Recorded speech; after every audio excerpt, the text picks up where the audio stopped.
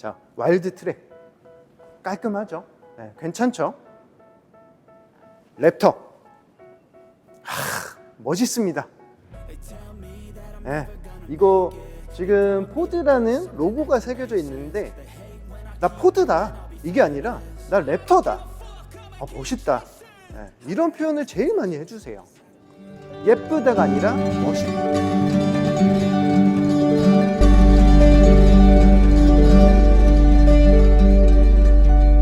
안녕하세요. 포드 프리미엄 모터스 베스트 평촌 전시장 강형석 팀장입니다.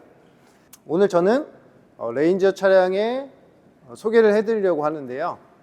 레인저 차량은 미국에서도 가장 인기가 있는 픽업 트럭입니다.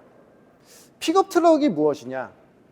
사전적 의미로는 뚜껑이 없는 적잠을 갖고 있는 트럭이라고 합니다. 그래서 이런 차량들이 미국에서는 굉장히 인기가 많은데요. 왜 인기가 많으냐? 미국에서는 땅이 굉장히 넓은 나라죠. 미국은 굉장히 땅이 넓은 나라인데, 그러다 보니 외곽 지역에 사시는 분들은 마트나 병원, 심지어 자동차 수리점까지도 시내를 나가야만 이용을 하실 수가 있었다고 해요. 그러다 보니 한번 나갔을 때 대량의 물건을 구매를 하시거나 그래야 되다 보니까 이런 픽업 트럭이 인기가 있을 수밖에 없었던 거죠. 그리고 자동차 수리까지도 직접 하게 되는 그런 문화가 형성이 됐다고 해요.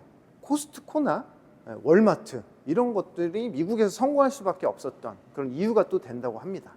최근에는 우리나라에서도 픽업 트럭이 굉장히 인기가 많아지고 있어요.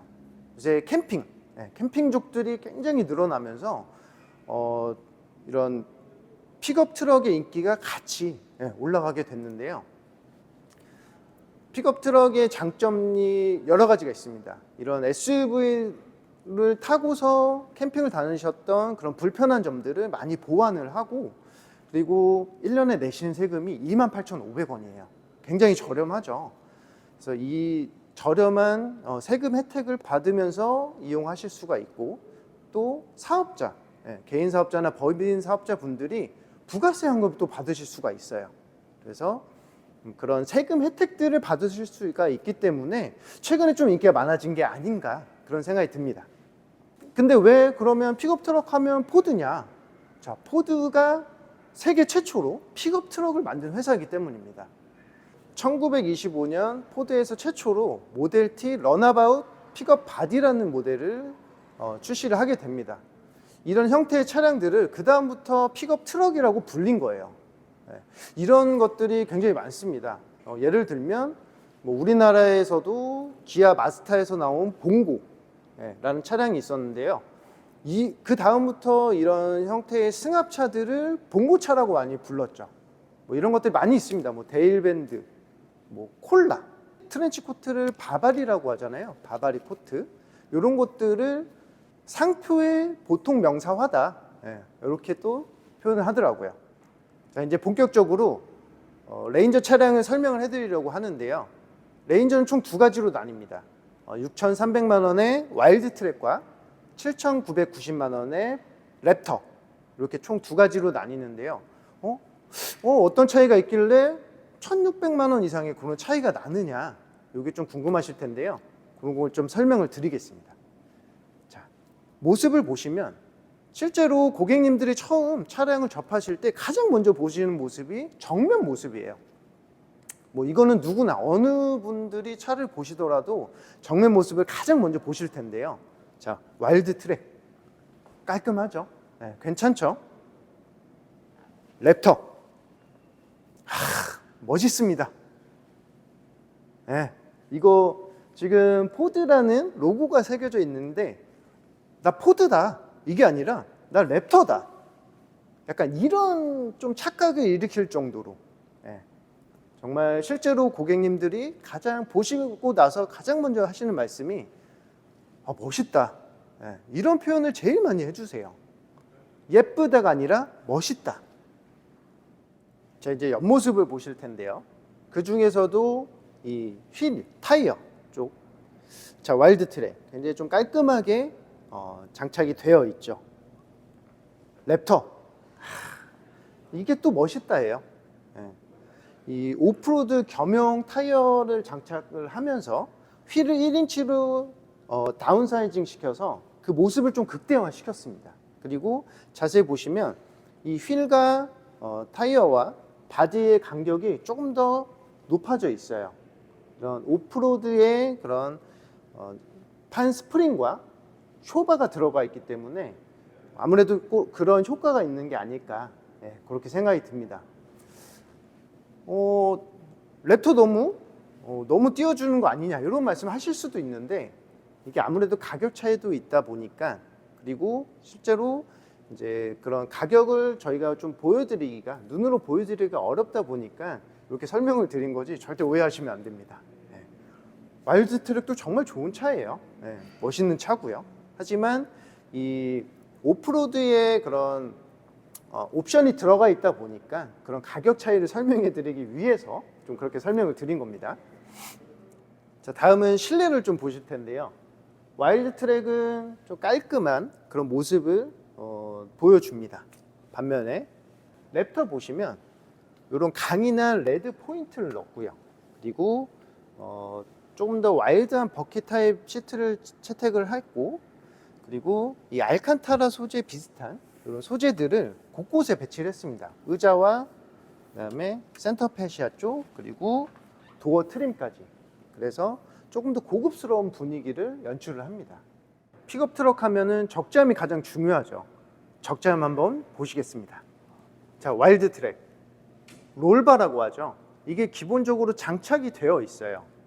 이게 랩터에는 장착이 되어 있지 않거든요. 이게 또 실제로 랩터를 구매하시는 분들이 이 롤바를 따로 장착을 하세요. 돈이 더 들어간다는 거죠. 하지만 와일드 트랙에는 기본으로 장착이 되어 있고, 한 가지 더, 견인 장치, 견인 고리가 기본적으로 또 장착이 되어 있다는 거예요. 근데 랩터에는 마찬가지로 장착이 되어 있지 않습니다. 이것도 돈이 들어간다는 거예요. 와일드 트랙의 최대 적재량이 500kg입니다. 랩터는 300kg고요. 실제로 200kg의 물건을 더 실으실 수 있기 때문에, 그리고 말씀드린 대로 견인 장치가 들어가 있고, 그래서 우리나라에서 캠핑을 좋아하시는 분들이 요새 뭐 카라반이라든지 트레일러라든지 이런 것도 많이 사용을 하시더라고요. 그런 분들에게는 조금 더 매력적이지 않을까, 그렇게 생각이 듭니다. 그리고 랩터에는 이 패들 시프트가 들어갑니다. 이 패들 시프트는 아무래도 오프로드나 그런 비포장 도로에 갔을 때 좀 사용이 되지 않을까. 왜냐하면 좀 운전하실 때 핸들도 많이 흔들릴 거고, 그러실 때 좀 사용하시게 되면은, 어떤 용도로 사용하시게 되면 좀 더 안전하게 운전하실 수 있지 않을까. 사실 저도 오프로드를 잘 모르기 때문에 자세한 건 좀 패스하겠습니다. 전년도 모델은 없었던 그런 옵션이 들어가 있는데요. 이 반자율주행 모드예요. 사실 말이 조금 이상하긴 한데 보통 어댑티브 크루즈라는 표현을 많이 쓰거든요. 스탑 앤 고가 들어가 있는 어댑티브 크루즈. 차량이 주행 중에 이 어댑티브 크루즈를 세팅을 하게 되면 앞차를 보면서 가게 되는 거예요. 그래서 앞차의 속도를 따라서 가다가 앞차가 멈추면 내 차도 멈추고, 앞차가 가면 또 따라서 가고, 이런 기능이 들어가 있다는 거죠. 그리고 중앙 차로까지 유지할 수 있는 그런 옵션도 들어가 있다는 거예요. 이것도 전년도 모델에는 없었던 옵션이다 보니까 그것도 가격에 조금 차이를 나게끔 하는 옵션이지 않을까, 그렇게 생각됩니다. 그리고 또 들어간 게 전자 파킹 브레이크와 오토홀드예요. 사실 이 두 가지 옵션은 거의 비슷한 옵션이다 보니까 동시에 들어가는 경우가 많거든요. 오토홀드는 아무래도 브레이크를 밟았다가 떼셔도 멈춰 있는 그런 기능인데, 이 브레이크만 밟고 계시는 것만 해도 굉장히 다리가 아픕니다. 그런 것들을 많이 해소를 시켜 드리고, 그리고 전자 파킹 브레이크, 이게 정말 또 스마트해졌어요. 시동을 끄게 되면 자동으로 사이드 브레이크가 채워진다는 건데요. 예전에 이제 핸드 브레이크나 풋 브레이크가 있었다면 이제는 전자식으로 바뀌었다는 거죠. 그것도 굉장히 스마트하게.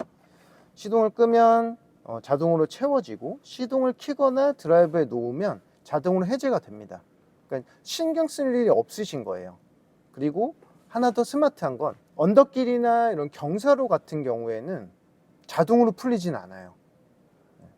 왜냐하면 굉장히 좀 위험한 상황이 발생이 될 수도 있다 보니까 그렇게 좀 안전하게 세팅이 돼 있다고 보시면 되죠.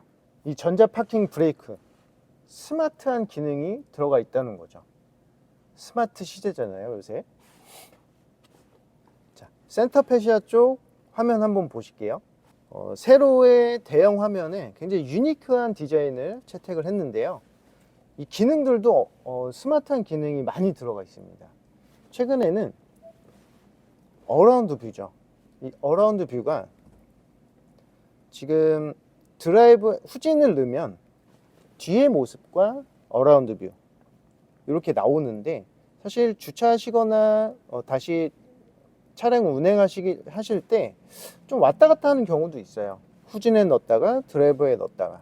그랬을 때 후진에 넣었을 때는 후진 뒤의 화면과 어라운드 뷰, 드라이버에 놨을 때는 앞의 모습과 어라운드 뷰가 계속 수시로 바뀌면서 나온다는 거죠. 이건 뭐다? 스마트. 이 스마트한 기능 중에 하나. 자, 스마트폰과 연결을 해야죠. 스마트폰 한번 꺼내 보겠습니다. 이 스마트폰과 연결했을 때 안드로이드 폰을 쓰시는 분들은 안드로이드 오토, 그 다음에 애플을 쓰시는 분들은 카플레이. 이게 블루투스만 연결을 해도 자동으로 연결이 된다는 거예요. 그래서 팀에 많이 쓰지? 자, 카플레이 연결해 줄게, 안드로이드 오토 연결해 줄게, 이 화면으로 크게 봐.